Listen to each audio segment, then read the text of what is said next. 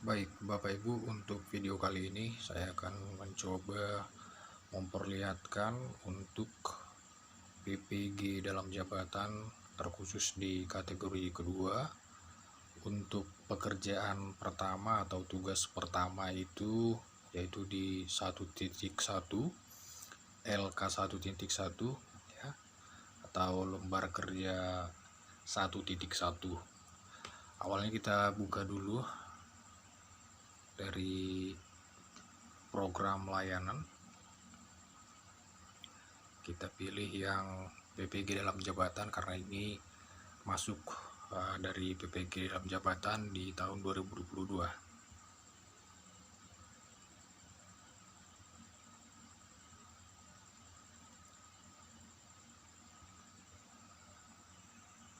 Kalau ada pilihan seperti ini kita tutup dan kita pilih lagi dari beranda di sebelah pojok kiri atas, dan kita pilih program PPG dalam jabatan dan kita pilih kelas LMS.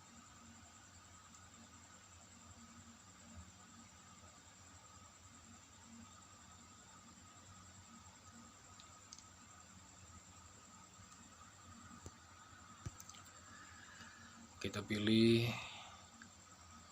paling pojok kiri atas dan kita pilih diklatku. Selanjutnya tautan LMS.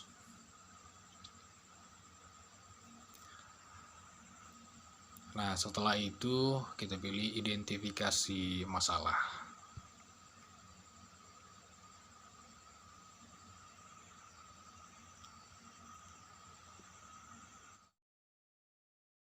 Dan kita sudah bisa masuk di bagian pertama, yaitu identifikasi masalah.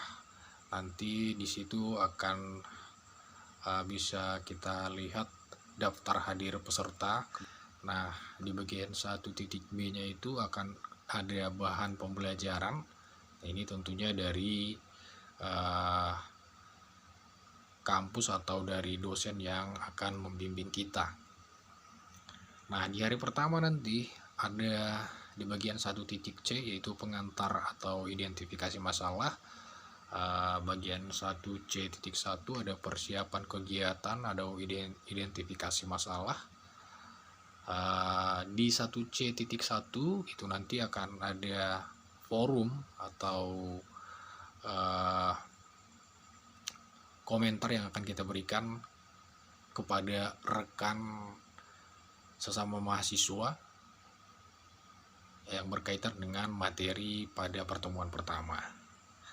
Nah, selanjutnya ada di hari kedua, itu ada diskusi. Kebetulan kalau di PPG tahun 2022 atau kategori kedua itu diskusinya masih memakai dengan video conference seperti itu. Jadi nanti akan ada tautan link baik itu Zoom ataupun dari Google Meet seperti itu. Di 1.D.1 ini identifikasi masalah. Setelah kita melakukan video conference dengan dosen atau guru pamong beserta rekan-rekan guru PPG dalam jabatan, itu akan ada dibuat forum. Kita bisa sharing di sana, kita bisa saling memberikan masukan tentang apa materi yang telah dibahas pada hari itu. Dan selanjutnya di 1D.2 di hari yang sama, masih dengan kegiatan yang sama, kita bisa memberikan masukan kepada pendapat daripada rekan-rekan PPG dalam jabatan. Selanjutnya di hari ketiga itu diawali dengan video conference dari para dosen. Kita akan dibekali dengan materi apa saja yang akan kita laksanakan atau kita kerjakan pada hari itu. Nah, setelah itu nanti di 1D.4 itu ada forum juga, sama dengan hari-hari sebelumnya, ada forum yang bisa berbagi atau memberikan masukan kepada rekan-rekan PPG dalam satu kelas. Selanjutnya di 1D.5 ini mengenai identifikasi masalah berkaitan dengan materi pemanfaatan model-model pembelajaran inovatif. Ini juga sama dengan forum yang sebelumnya, kita bisa memberikan masukan, kita bisa saling berkomentar pada forum itu sehingga bisa dapat memberikan wawasan bagi kita bersama. Nah, lanjut di hari keempat. Di hari keempat itu 1D.6 ada diskusi dan penguatan mengenai identifikasi masalah. Di 1D7 ini mengenai identifikasi masalah. 1D8 ini identifikasi masalah pemanfaatan teknologi inovasi dan pembelajaran. Tentunya ini semua dari 1D6 sampai 1D8 tadi sama dengan yang sebelumnya, ada forum yang nantinya akan bisa bekerja sama dengan rekan-rekan PPG maupun dari dosen atau guru pamong yang membimbing kita. Nah, di 1.F ini ada unggah tagihan. Unggah tagihan itu ada di awal tadi. Di awal di hari pertama tadi ada bahan pembelajaran ya. Di bahan pembelajaran ini supaya jelas kita klik terlebih dahulu.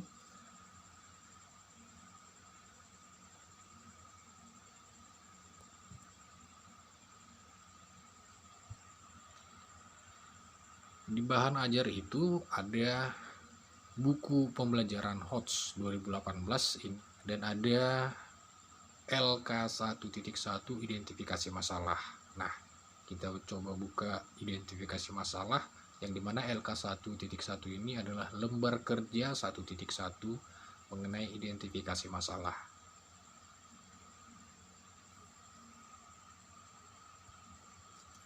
Kita buka.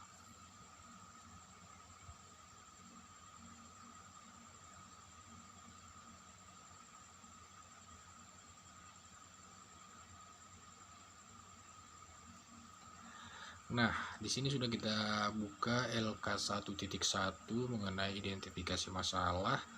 Ada 6 jenis permasalahan yang nantinya akan kita isi atau kita identifikasi ya. Yang pertama itu ada pedagogik, literasi dan numerasi. Yang kedua, kesulitan belajar siswa termasuk siswa berkebutuhan khusus dan masalah pembelajaran atau berdiferensiasi di kelas berdasarkan pengalaman mahasiswa saat menjadi guru. Yang ketiga, membangun relasi atau hubungan dengan siswa dan orang tua siswa.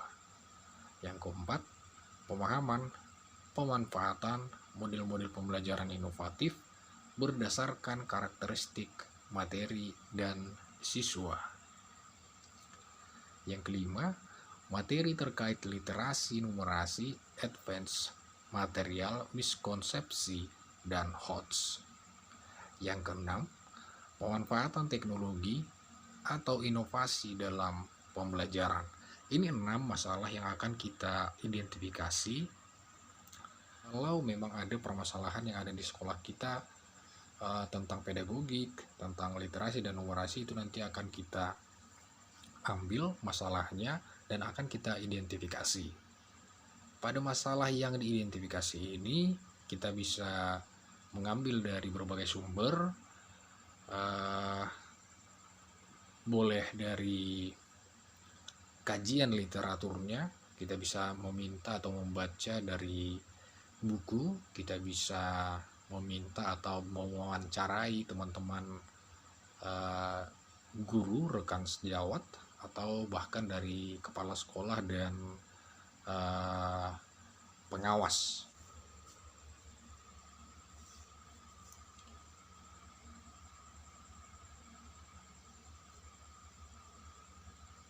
Nah, ini dari jawaban atau hasil dari LK 1.1 yang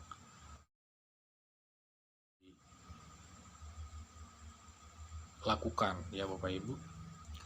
Nah, ini LK 1.1 identifikasi masalah yang telah saya kerjakan pada saat LK 1.1 identifikasi masalah. Nah, nomor 1 itu tadi ada jenis permasalahan. Tadi ingat Bapak Ibu, jenis permasalahannya ada 6. Yang pertama di sini adalah pedagogik, literasi, dan numerasi. Masalah yang diidentifikasi peserta didik masih memiliki semangat belajar yang rendah. Ya, itu termasuk masalah. Yang kedua, kemampuan dasar PKN masih rendah. Kemampuan anak peserta didik kita dari pendidikan kewarganegaraan ini masih rendah. Yang ketiga, siswa belum maksimal memanfaatkan perpustakaan sekolah. Nah, berkaitan dengan literasi memang seperti yang kita sampaikan tadi bahwa niat atau belajar atau keinginan baca anak kita masih sangat rendah. Walaupun di perpustakaan itu di setiap sekolah pasti ada perpustakaan, tetapi setiap kita melihat perpustakaan sangat-sangat jarang anak-anak yang memanfaatkan waktu untuk pergi ke perpustakaan. Nah, kalau kita lihat analisis identifikasi masalahnya, yang pertama itu peserta didik tidak semangat dan aktif mengikuti pembelajaran dan kebanyakan diam saat ditanyai kembali tentang materi yang dipelajari. Ya, mungkin ini sering kita jumpai Bapak Ibu untuk anak-anak didik kita, ya. Anak-anak kita tidak semangat, tidak aktif mengikuti pembelajaran kita. Kebanyakan mereka diam, dan walaupun mereka diam, kalau kita tanya tentang materi kita, terkadang mereka tidak memahami. Seperti itu ya Bapak Ibu. Nah, selanjutnya peserta didik tidak banyak berlatih dengan teman atau mandiri untuk mengulang pembelajaran. Setelah kita melakukan pembelajaran di rumah, mereka tidak atau siswa kita jarang dalam mengulang pembelajaran kita, sehingga hari ini kita anggap mereka sudah paham, tetapi minggu depan mereka sudah lupa dengan materi yang telah kita diskusikan bersama. Nah, yang ketiga, perpustakaan sepi dari kunjungan siswa. Tadi sudah kita bahas juga mengenai ini, bahwa perpustakaan itu sangat jarang dikunjungi oleh para peserta didik kita. Nah, itu contoh dari jenis permasalahan, masalah yang akan diidentifikasi, dan analisis identifikasi masalah. Jadi kita tahu jenis permasalahannya tadi awalannya yang kita telah diberikan di LMS, yaitu pedagogi, literasi, dan numerasi. Kita akan mengisi masalah yang diidentifikasi. Ya, selanjutnya nanti kita analisis identifikasi masalahnya. Dari sini, dari jenis permasalahan pedagogik, literasi, dan numerasi sudah bisa kita isi seperti itu ya Bapak Ibu. Nah, untuk yang kedua, kesulitan belajar siswa termasuk siswa berkebutuhan khusus dan masalah pembelajaran atau berdiferensiasi di kelas berdasarkan pengalaman mahasiswa saat menjadi guru. Maksudnya ini pengalaman mahasiswa itu kita sendiri sebagai peserta PPG saat kita mengajar di sekolah kita masing-masing. Yang pertama itu masih ada siswa kelas 7, mungkin ini tepatnya di guru atau rekan-rekan yang mengajar di SMP ya Bapak Ibu. Masih ada siswa di kelas 7 yang belum memahami arti kedudukan Pancasila. Yang kedua, masih ada siswa kelas 7 yang masih belum lancar membaca, Bapak Ibu. Nah, kalau ini bukan hanya yang ditulis di sini saja, Bapak Ibu, bukan hanya karangan belaka, tapi masih ada beberapa siswa yang sudah kelas 7 tetapi bacanya masih seperti anak SD. Seperti itu, masih mengeja seperti itu, ya. Jadi untuk analisis identifikasi masalahnya, peserta didik tidak aktif mengulang pelajaran atau mengikuti les atau bimbel, ya. Peserta didik kita tidak aktif mengulang pembelajaran, baik itu pembelajaran formal maupun informal, ya. Yang kedua, peserta didik tidak berlatih membaca untuk mengulang materi dan lebih memilih bermain.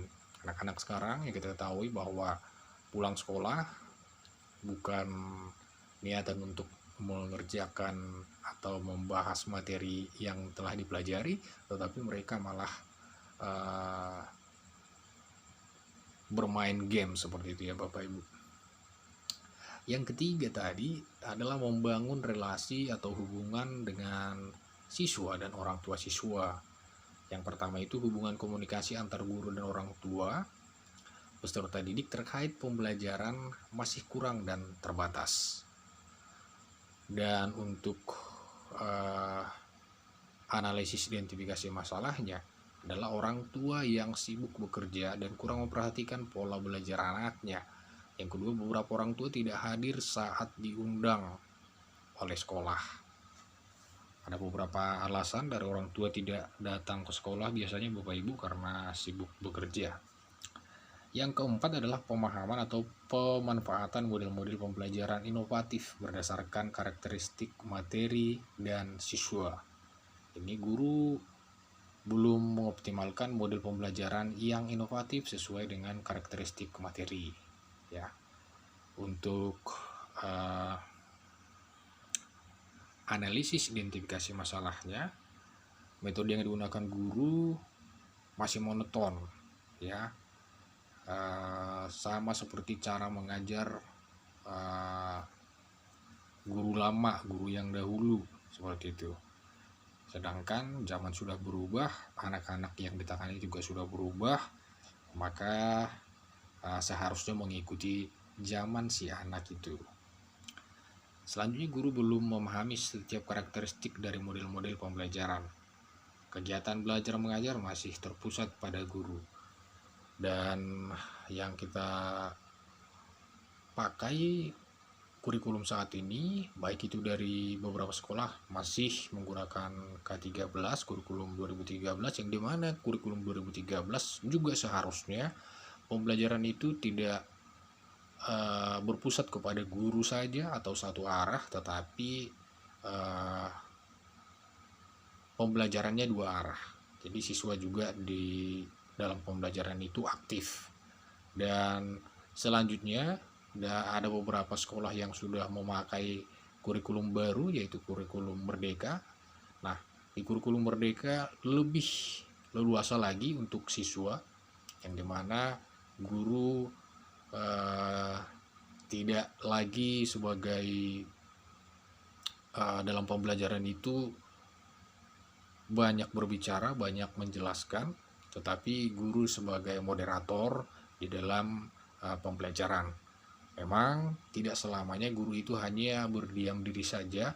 Ada beberapa materi yang tentunya membutuhkan waktu si guru untuk memberikan penjelasan seperti itu. Tapi dari keseluruhan, guru itu diharapkan banyak memberikan kesempatan siswa untuk berkreasi. Guru hanya sebagai moderator sewaktu pembelajaran. Yang selanjutnya itu materi terkait literasi numerasi, advance material, miskonsepsi, dan HOTS. Ini terbatasnya pemahaman guru terkait materi literasi numerasi. Ada penyampaian konsep materi yang keliru. Pembelajaran di kelas belum berbasis HOTS. Nah, bagaimana cara mengatasinya? Yaitu guru belum memahami dengan baik penerapan konsep literasi numerasi di sekolah. Ada materi ajar yang dilewatkan karena guru masih belum memahaminya. Pembelajaran yang diterapkan berbasis HOTS. Pembelajaran yang diterapkan guru berbasis HOTS. Itu yang kelima. Yang keenam, pemanfaatan teknologi atau inovasi dalam pembelajaran, yaitu satu, guru masih belum mengoptimalkan pemanfaatan teknologi informasi atau TIK dalam pembelajaran. Bagaimana analisis identifikasinya masih monoton, menjadikan buku sebagai sumber belajar. Yang kedua, contoh-contoh berkaitan materi ajaran lingkungan hanya disampaikan secara lisan. Guru yang jarang menggunakan informasi seperti PPT interaktif, guru belum pernah mengajar menggunakan aplikasi TIK sebagai pendukung pembelajaran. Nah, itu tugas atau lembar kerja 1.1 mengenai identifikasi masalah di PPG dalam jabatan tahun 2022. Mudah-mudahan Bapak Ibu bisa memahami dan bisa membantu pekerjaan Bapak Ibu berkaitan dengan LK 1.1. Terima kasih. Untuk LK.2 nanti akan saya masukkan atau nanti akan saya upload di video berikutnya. Terima kasih Bapak Ibu.